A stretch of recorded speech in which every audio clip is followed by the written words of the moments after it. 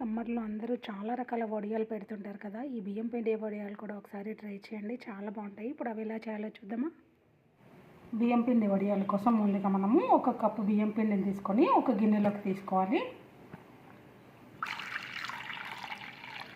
ఇందులోకి 2 కప్పుల వాటర్ తీసుకోవాలండి. 2 కప్పుల వాటర్ తీసుకొని లంప్స్ ఏమీ లేకుండా నీట్గా కలిపి పెట్టేసుకోవాలి. ఇలా లూజ్గా కలిపి పెట్టుకోవాలండి. అప్పుడే మనకు వాటర్లో పోసుకునేటప్పుడు చాలా ఈజీగా ఉంటుంది. గట్టిగా తడుపుకున్నాం అనుకోండి, మనకు పోసుకోవడానికి కష్టం అవుతుంది. అప్పుడు లంప్స్ ఫామ్ అయ్యే ఛాన్స్ ఉంటుంది. అందుకని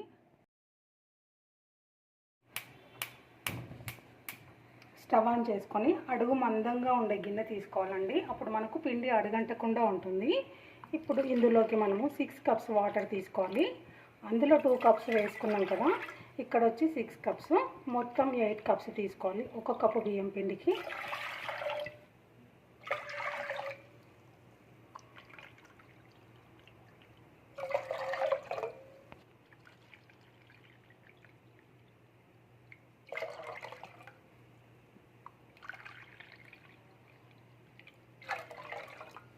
ఇందులోకి 1/2 టీ స్పూన్ వంట సోడా, 1/2 టీ స్పూన్ సాల్ట్ వేసుకోవాలి.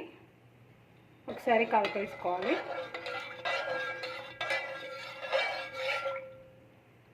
వాటర్ ఇలా రోలింగ్ బాయిల్ వస్తున్నప్పుడు సిమ్లో పెట్టుకోవాలండి. కంప్లీట్గా ఫ్లేమ్ పెట్టేసుకొని కలుపుతూ మనము కలిపి పెట్టుకున్న పిండిని వేసుకోవాలి ఇందులో, లేదంటే ఉండలు కట్టేస్తాయి.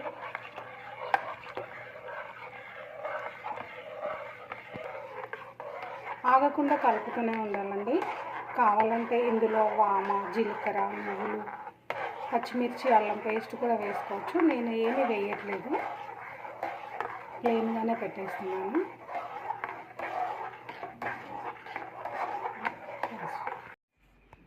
పిండి వేసుకున్న తర్వాత సిమ్లో 30 to 40 మినిట్స్ కంపల్సరీగా ఉడికించుకోవాలండి. అలా ఉడికించుకుంటేనే మనకు అప్పడాలు ఎక్కడ క్రాక్స్ లేకుండా నీట్గా వస్తాయి.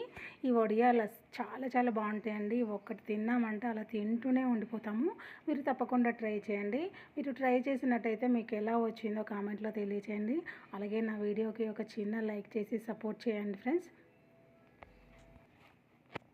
చూడండి ఎలా తుకతుకా ఉడుకుతుందో. మనకు అలా కంపల్సరీగా ఉడకాలండి, అప్పుడే పిండి మనకు కరెక్ట్గా ఉడికినట్టు.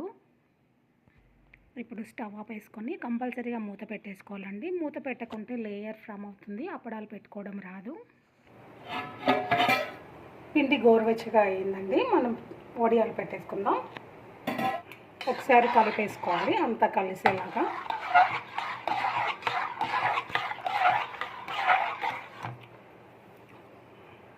మనం పెద్ద సైజు పెట్టేసుకోవాలనుకుంటే ఇలా గుంతగరిటె తీసుకోవాలి. నేను చిన్న సైజు పెట్టుకుందాం అనుకుంటున్నాను, అందుకే ఇలా చిన్న స్పూన్ తీసుకుంటున్నానండి. స్పూన్లోకి కొంచెం తీసుకొని లైట్గా స్ప్రెడ్ చేయాలండి. ఎక్కువగా స్ప్రెడ్ చేస్తే క్రాక్స్ వస్తాయి. తప్పకుండా ఇలాగే పెట్టుకోవాలి. ఇప్పుడు చూస్తే మందంగా ఉన్నాయి కదండి, మనకి ఎండిన తర్వాత చాలా సన్నగా వస్తాయి. ఇలా మందంగా పెట్టుకుంటేనే మనకు ఎండిన తర్వాత పర్ఫెక్ట్గా కూడా వస్తాయి. మాకు ఎండ కూడా ఎక్కువగా రాదండి. నేను ఫ్యాన్ గాలికే పెట్టుకుంటాను ఎప్పుడైనా. వండే ఫ్యాన్ గాలికి పెట్టుకున్న తర్వాత అవి సగం మారుతాయి కదా, తీసి గిన్నెలోకి పెట్టుకొని బాల్కనీలో కొంచెం ఎండ వస్తుంది మాకు. జస్ట్ 2-3 అవర్స్ ఎండలో పెట్టుకుంటాను. ఎండాకాలం కాబట్టి మనకు ఈజీగానే ఆరిపోతాయి.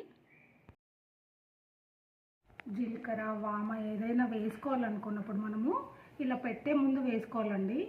మనం ఉడుకుతున్నప్పుడు వేసుకుంటే కలర్ చేంజ్ అయిపోతుంది, ఎల్లో కలర్ వస్తాయి.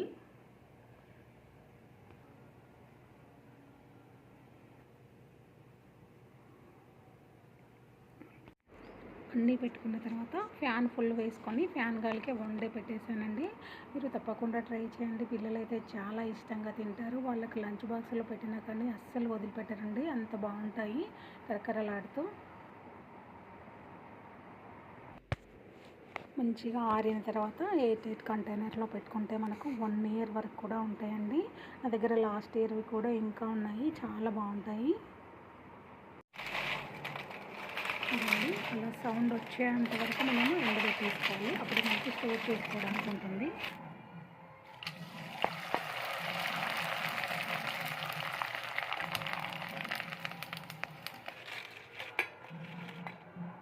చూడండి అప్పడాలు ఎంత బాగా వచ్చాయో. తప్పకుండా ట్రై చేయండి. మీరు ట్రై చేసినట్టయితే ఎలా వచ్చాయి అనేది కామెంట్లో తెలియచేయండి.